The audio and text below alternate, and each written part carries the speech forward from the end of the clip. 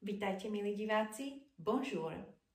Po slávnom víťazstve pri Magente máme tu čest spýtať sa jeho veličenstva zo pár otázok. Vaše veličenstvo, celé Francúzsko hovorí o vašom víťazstve pri Magente.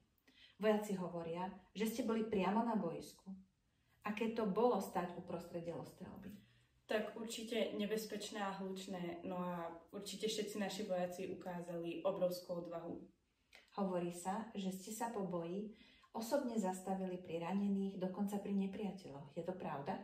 Áno, je to pravda, pretože verím, že v boji niet nepriateľov a priateľov, ale iba ľudí, ktorí trpia. Vaše veličenstvo, dovolte mi takú trošku osobnejšiu otázku. Čo plánujete teraz po tých mesiacoch vojny? Plánujem si doprieť pár dní odpočinku, no a neskôr sa vrátiť k tomu, čo ma najviac naplňa, a to je modernizácia Francúzska. Takže cisár mieru, ktorý vie aj bojovať?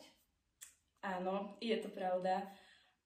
Náš cieľ je vždy mier, no niekedy si ho treba aj vybojovať. Ďakujem, vaše veličenstvo. A dovolte mi za všetkých občanov povedať, nech žije cisár. A nech žije Francúzsko. Ďakujeme. Merci.